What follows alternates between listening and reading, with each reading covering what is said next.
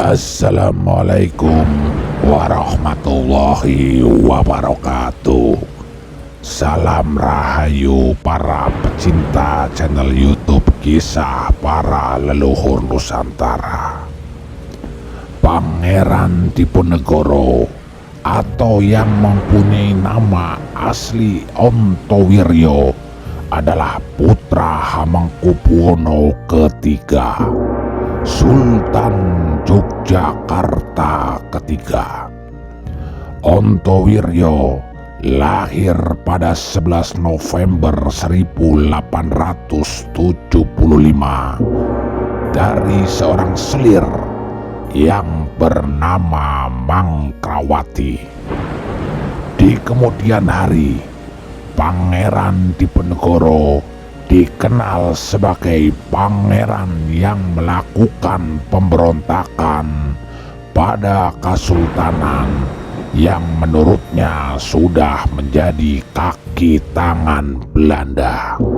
Perjuangan Pangeran Diponegoro dikenal dalam sejarah sebagai Perang Jawa, salah satu perang terbesar di Jawa pada zaman kolonial Belanda. Ringkasan perjuangan Pangeran Diponegoro dapat dimulai dari kisah wafatnya ayahanda Hamengkubuwono III. Selepas wafatnya Hamengkubuwono III, yaitu pada tahun 1822, kedudukan Sultan Yogyakarta belum dapat digantikan oleh putra mahkota. Karena waktu itu Hamengkubuwono IV masih berumur 3 tahun. Oleh karena itu, kekuasaan tertinggi Sultan dilimpahkan kepada para wali sultan, dan salah satu yang menjabat sebagai wali sultan adalah Pangeran Diponegoro. Namun dalam mengurusi jalannya pemerintahan, Kesultanan Yogyakarta dijalankan oleh Patih dan Nurjo. Meskipun wali sultan kedudukannya lebih tinggi dibandingkan Patih karena merupakan pengganti raja sebelum dewasa, pada prakteknya Patihlah yang dominan. Beberapa wali kerajaan seperti menurut saja pada Patih, mengingat Patih dan Nurjo kala itu sangat dekat sekali dengan Belanda.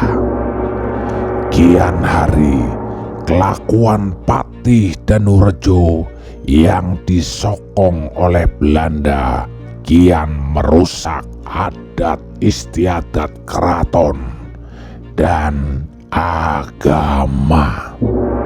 Sang Patih bahkan tidak segan-segan bermabuk-mabukan dan menggelar pesta dansa di keraton. Selain itu, kebijakan Patih yang cenderung menyengsarakan rakyat Yogyakarta. Oleh karena itu, sebagai salah satu wali kesultanan, Pangeran Diponegoro pada mulanya mengkritik hebat sang Patih. Akan tetapi kritikan tersebut tidak diacuhkan. Bahkan Pangeran Diponegoro disengsarakan oleh sang Patih. Terbukti dari dirampasnya tanah leluhur milik Pangeran Diponegoro oleh Patih dan Nurjo atas perintah Belanda. Selepas Kesultanan dan Belanda merampas tanah Pangeran Diponegoro di Tegalrejo, secara terbuka Pangeran Diponegoro memproklamirkan pemberontakan. Tindakan Pangeran Diponegoro tersebut rupanya didukung oleh rakyat, sehingga dalam masa yang singkat Pangeran Diponegoro memperoleh banyak pengikut. Atas saran Pangeran Mangkubumi, yaitu pamannya Pangeran Diponegoro, Diponegoro menyingkir dari Tegalrejo dan membuat markas di sebuah goa yang bernama Goa Selarong. Saat itu Pangeran Diponegoro menyatakan bahwa perlawanannya adalah perang sabil, perlawanan menghadapi kaum kafir. Semangat perang sabil yang dikobarkan Diponegoro membawa pengaruh luas hingga ke wilayah Pacitan dan Kedu. Salah seorang tokoh agama di Surakarta, yaitu Kyai Maja, ikut bergabung dengan pasukan Diponegoro di Goa Selarong.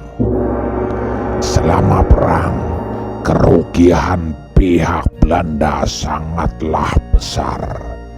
Tidak kurang dari 15.000 tentara pasukan Belanda tewas dan 20 juta gulden telah dikeluarkan Belanda untuk biaya perang.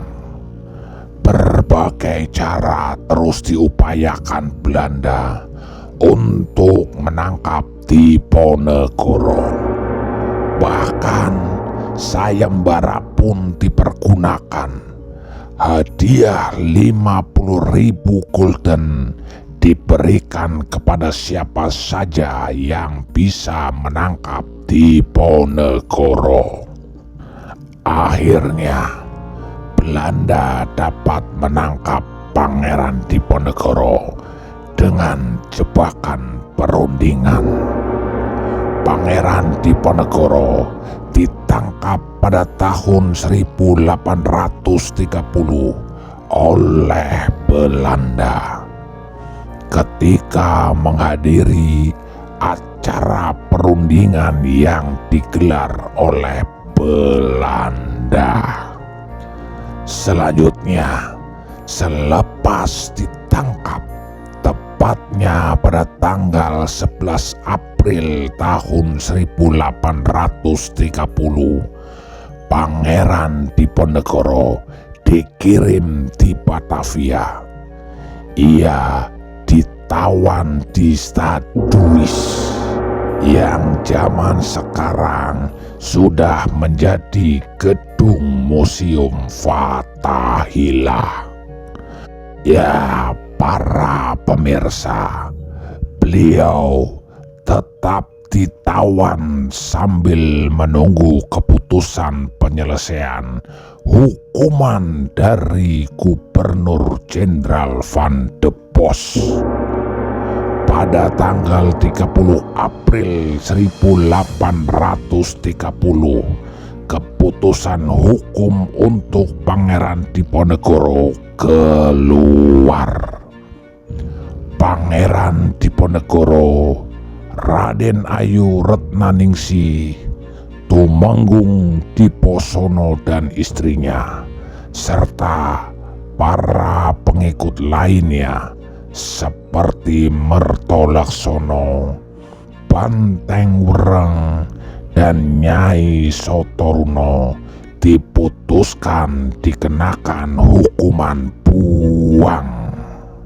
Mulanya mereka dibuang ke Manado.